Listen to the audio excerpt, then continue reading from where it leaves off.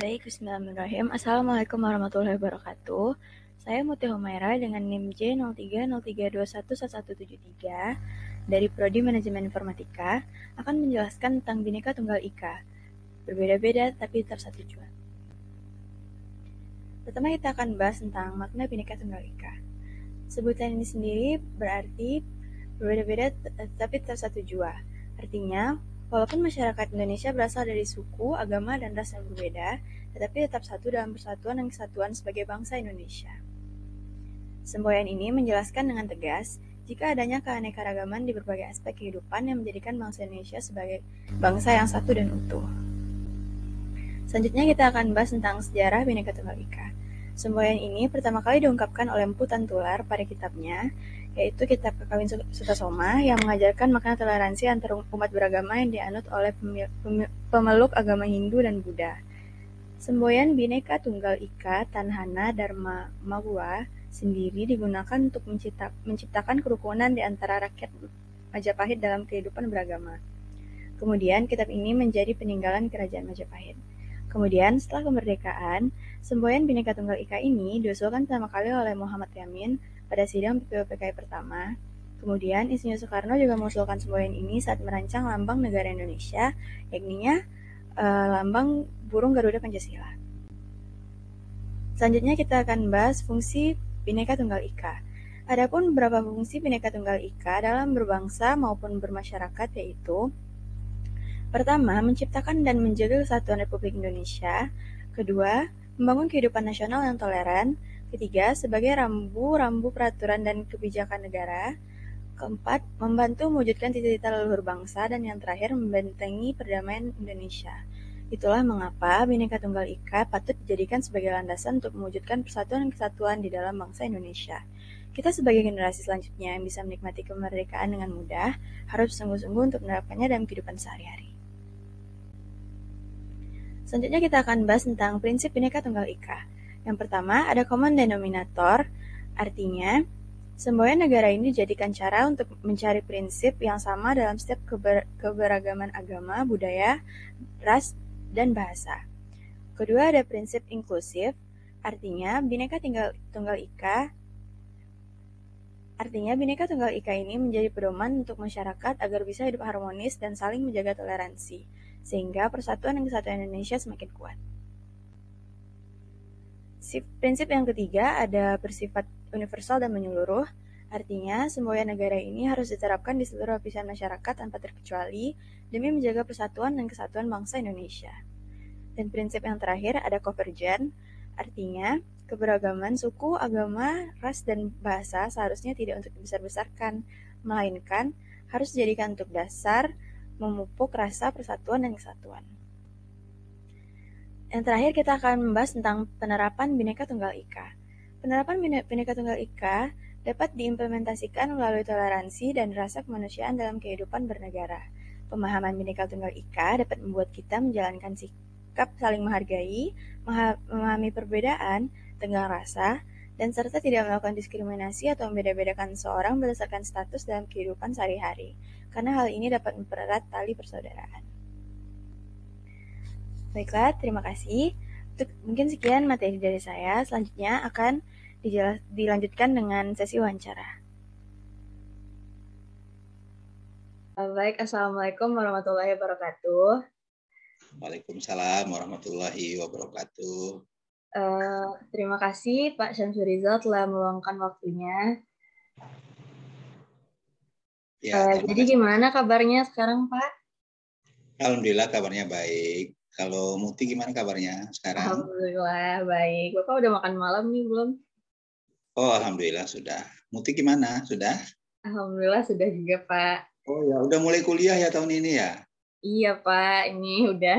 Oh, iya. Ini di mana dapatnya? Di universitas mana?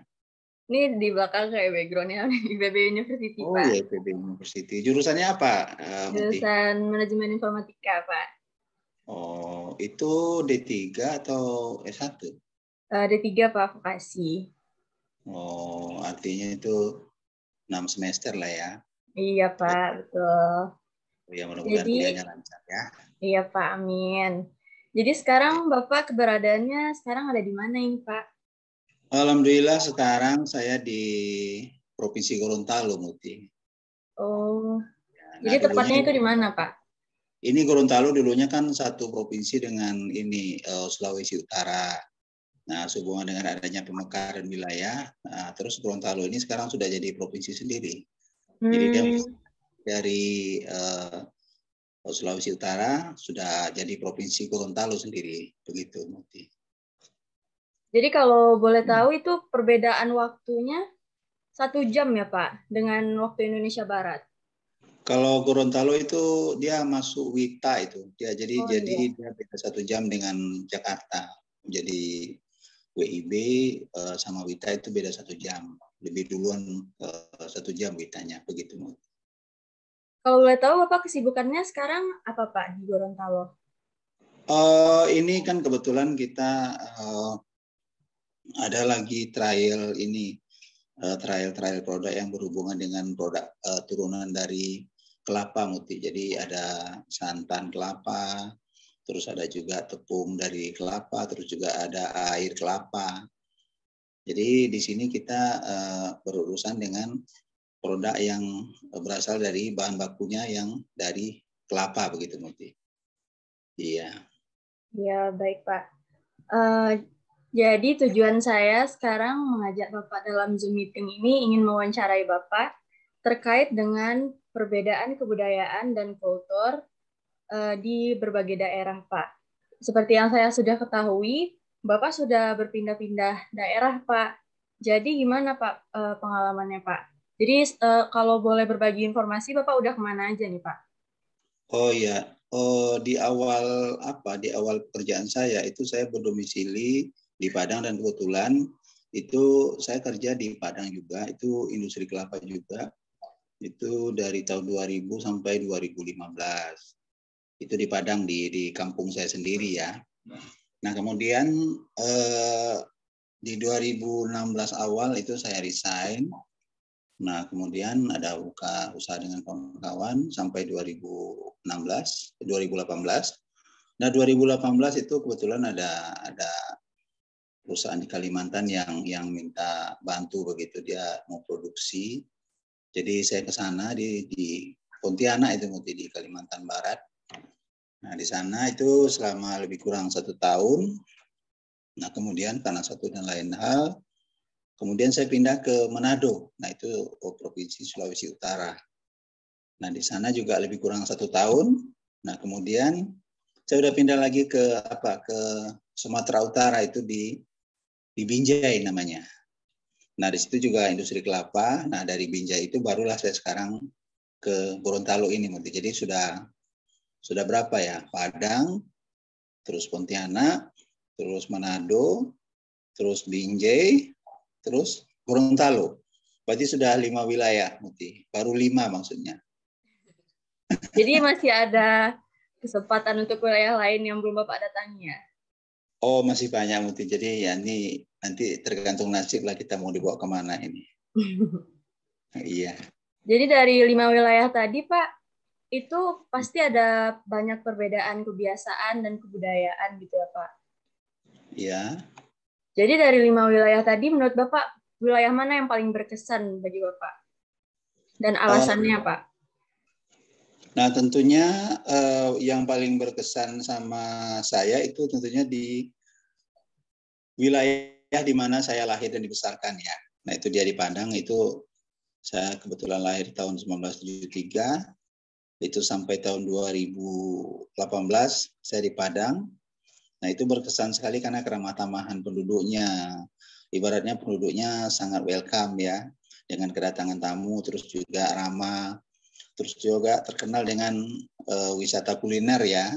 Padang tentunya terkenal dengan rendangnya ya, yang Betul, masakan Pak. nomor 1 di dunia loh, jangan lupa dunia loh, bukan Indonesia lagi. Nah, terus juga kalau menyebut kata Sumatera Barat, tentunya tidak lepas dari wisata alam ya. Nah, begitu banyak objek wisata yang sangat menawan ya, yang sangat mengagumkan yang berada di Sumatera Barat begitu. Saya sudah berputar-putar ke beberapa daerah ya. dari segi kuliner ya, mungkin karena kita terbiasa dengan makanan enak ya. Jadi ini suatu masalah bagi saya ketika saya merantau keluar, itu makannya jadi kurang enak, Muti. Oh, jadi begitu, Pak. Ya, jadi itu pertama. Yang kedua juga alamnya tidak seramah, tidak seelok yang ada di Sumatera Barat. Nah, cuman begini juga ya. Jadi kata orang lain Padang kan lain belalang ya. Betul, Nah, Pak. tentunya masing-masing daerah tentunya juga punya keistimewaan masing-masing, walaupun yang paling berkesan sama saya tentunya daerah tempat kelahiran saya di Sumatera Barat. Begitu, Muti. Jadi dari 5 daerah tadi, Pak, Bapak bisa sebutkan tidak dari masing-masing daerah hal apa yang berkesan menurut Bapak di daerah masing-masing itu, Pak? Kalau di Padang ya tentunya seperti yang saya sebutkan tadi ya, wisata Ya. kuliner dan wisata alam ya, juga keramatan penduduk ya. Nah, kalau di Pontianak itu saya berkesan dengan di situ heterogen, Muti. Jadi ada orang Cina di situ, di tempat saya bekerja itu ya. Ada orang Cina, ada orang Melayu, ada orang Dayak, terus ada juga orang Madura. Nah, mereka itu sudah berasimilasi, Muti. Jadi ada orang Cina sudah kawin dengan orang Dayak juga sudah kawin dengan orang Melayu. Jadi di situ boleh dibilang sudah heterogen, tapi mereka saling menghormati, saling menghargai. Bahkan di satu tempat saya lihat itu ada tempat pemujaan orang beragama Buddha berdampingan dengan masjid. Nah, itu saya lihat itu, jadi artinya mereka sangat menghormati perbedaan di situ. Nah, itu di Pontianak ya. Nah, kalau di Manado, saya menemukan itu, walaupun di sana mayoritas itu ya, itu orang Kristen, Muti. Cuman mereka juga sangat menghormati kita yang beragama Islam. Seperti misalnya masakannya, atau jangankan masakan, itu peralatan makan saja seperti gelas ataupun piring, mereka tidak mau sembarang kasih sama kita. Jadi walaupun misalnya untuk air minum, mereka tidak memilih minuman yang dikemas dalam gelas begitu. Artinya mereka tidak menyuguhkan minuman dalam gelas. Mereka mungkin lebih memilih minuman yang dalam cup, seperti ada aqua gelas atau begitu. Jadi memang tidak terhubung dengan mereka. Artinya ini tidak dalam agama kita dibilang itu tidak terkena najis ya. Nah, karena walaupun dari bahannya, terus dari peralatannya kan juga tidak boleh bersentuhan dengan najis, Muti. Berarti saling menghormati gitu ya, Pak? Itu dia aja. Jadi mereka itu juga sangat welcome dengan agama Islam, sangat menghormati. Mereka juga tahu kita tidak boleh makan ini, makan apa. Jadi mereka sendiri juga jaga itu, Muti. Nah, itu juga yang bikin saya berkesan waktu di Manado. Nah, waktu di Binjai, yang saya lihat biasa saja, Muti. Tidak ada yang istimewanya di situ. Selain rambutannya yang terkenal ya, rambutan Binjai ya. Iya, tapi iya, Pak. Kalau boleh dibilang, rambutan Binjai itu juga rambutan di Padang juga tidak kalah sebenarnya dengan rambutan Binjai. Cuma mungkin rambutan Binjainya sudah dapat makan. Itu saja sih. Tapi buat di Binjai itu kalau yang di Gorontalo ini, Pak? Kalau di Binjai wisatanya tidak terlalu, cuman Sumatera Utara secara umum garis besar lumayan banyak, Muti. Lumayan banyak. Tapi bukan untuk daerah Satu lagi saya lupa, ya, Pak? Bukan untuk daerah Binjai. Satu lagi saya lupa itu waktu di Sulawesi Utara, wah itu banyak sekali wisatanya, Muti. Ada wisata pegunungan, ada wisata pantai. Nah, di situ ada yang namanya Bukit Kasih, itu di daerah Manado itu. Ya. Itu rumah ibadah 5 agama di puncak bukit itu dibangun saling berdampingan. Jadi 5 agama itu dibangun tempat ibadahnya di atas bukit itu, Bukit Kasih namanya itu 5 agama dibangun secara berdampingan. Dan saya alhamdulillah sudah pernah ke sana. Walaupun untuk naik ke sana itu kita harus menaiki 2.000 sekian anak tangga. Tapi jadi, terbayar dengan apa yang sudah dilihat. Nah, terbayar dengan apa yang kita saksikan di sana. Ya ternyata di sana orang saling menghormati, saling toleransi antar umat beragama. Itu buktinya mereka dirikan tempat ibadah berdampingan dari 5 agama yang berbeda. Nah, itu dia. Nah, selama di Binjai, saya lihat tidak ada yang terlalu istimewa selain seperti yang saya bilang tadi rambutannya ya. Ya, ya menurut orang sih mungkin sudah enak, cuman bagi kita orang Padang, orang Sumatera Barat, rambutan kayak gitu sudah biasa sebenarnya ya. Iya. Nah, itu di Binjai ya. Nah, kalau di Gorontalo ini yang saya lihat itu di sini basis Islam, Muti. Nah, berbeda dengan di Manado, walaupun ini dulunya satu wilayah, satu provinsi. Nah, ternyata Gorontalo ini berbeda loh. Mereka punya basis Islam di sini. Buktinya di sini banyak tempat-tempat sekolah-sekolah yang dalam tanda kutip itu seperti pesantren, Muti. Nah, ini menunjukkan orang-orang sini agamanya itu istilahnya masyarakatnya religius lah begitu. Nah, itu dia. Itu yang berkesan yang saya lihat di sini ya. Walaupun saya baru 1 tahun di sini ya, jadi tidak begitu banyak juga yang bisa dilihat. Cuman itu yang baru kita simpulkan. Cuman salah satu sayangnya di sini Muti juga destinasi wisatanya tidak terlalu banyak kayak seperti di Manado. Tidak seelok Manado lah alamnya. Itu dia. Cuman dari segi religi masyarakatnya alhamdulillah bagus. Dan juga untuk cari makanan halal di sini lumayan gampang, Muti. Tidak seperti di Manado. Di Manado kita harus benar-benar selektif agar kita tidak makan makanan yang tidak halal. Kadang-kadang kita tanya halal pun, Bu, ini halal? Oh iya Pak, halal. Nah ternyata begitu kita makan, ternyata ada kaki kodok di situ. Jadi pernah kawan kayak gitu ya, dia langsung keluar, langsung muntah kan. Padahal udah ditanya loh, Bu ini halal ya? Bu, oh ya halal Pak, silakan. Begitu kan, apalagi tidak ditanya. Nah itu dia. Itu mungkin Muti ciri khas atau sesuatu yang berkesan sama saya selama saya keliling-keliling. Begitu Muti. Pak, dari 5 wilayah tadi Pak, jadi menurut Bapak bagaimana pendapat Bapak tentang perbedaan kebudayaan dan kebiasaan di setiap daerah? Bagaimana cara kita sebagai pendatang untuk menanggapinya, Pak? Nah, kata pepatah ya, di mana bumi dipijak, di situ langit dijunjung ya Muti ya. Nah, tentunya supaya kita tidak merasa dipandang orang aneh di suatu tempat, tentunya kita harus menyesuaikan diri dengan apa yang ada. Jadi ibaratnya di kandang harimau kita harus mengaum ya, di kandang kambing kita harus membebek, supaya jangan di kandang harimau nanti kita membebek nanti dimakan sama harimau kan. Betul Pak. Jadi di mana bumi dipijak di situ langit dijunjung, artinya setiap kita datang kemanapun itu ada adat istiadat dan kebiasaan mereka di situ, tentunya kita harus hormati. Itu saja sih tipnya Muti. Oh, jadi begitu Pak. Iya. Jadi Bapak ada pesan tidak Pak untuk mahasiswa yang ingin merantau barangkali setelah kuliah, atau untuk pekerja atau calon pekerja yang suka merantau gitu, Bapak ada pesan atau tips and trick dari Bapak agar bisa mudah menyesuaikan diri? Nah itu dia. Seperti yang saya bilang tadi, seperti yang juga Muti bilang, kita harus bisa menyesuaikan diri. Tentunya kita harus kita harus dekati semua golongan ya. Baik itu golongan anak-anak, golongan remaja, golongan dewasa maupun golongan orang tua, supaya kita bisa menerima masukan dari semua segmen umur.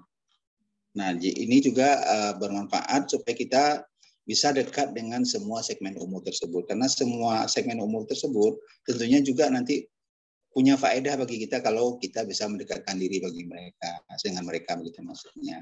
Nah, untuk rekan-rekan adik-adik mahasiswa tentunya ya,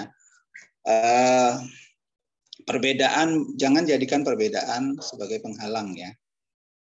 Nah, karena perbedaan itulah salah satu ciri khas keragaman atau kekayaan budaya Indonesia. Ya. Jadi jangan anggap perbedaan itu sebagai sesuatu yang harus kita hindari. Nah, justru perbedaan itu yang menjadi sesuatu yang harus kita pelajari. Ya, kita pelajari, kita hormati. Tentunya perbedaan ini ada tujuannya begitu. Jadi jangan jadikan perbedaan sebagai suatu penghalang untuk kita tidak menghormati dan tidak bisa menyesuaikan diri. Mungkin itu saja pesannya bagi adik-adik mahasiswa dan juga nanti bagi calon pencari kerja begitu. Pak, terima kasih Pak. Mungkin sekian dulu sesi wawancara dari saya, Pak. Oh, oke. Jadi Begitu terima saja kasih. Muti Iya, Pak. wawancaranya.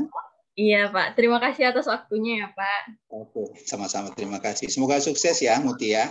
Amin. Terima kasih, Pak. Bapak Ya, juga ya, sehat Pak. selalu ya Muti. Iya, Pak. Amin. Ya, baik Muti. Terima kasih, Pak. Ya, sama-sama Muti. Assalamualaikum. Waalaikumsalam warahmatullahi wabarakatuh.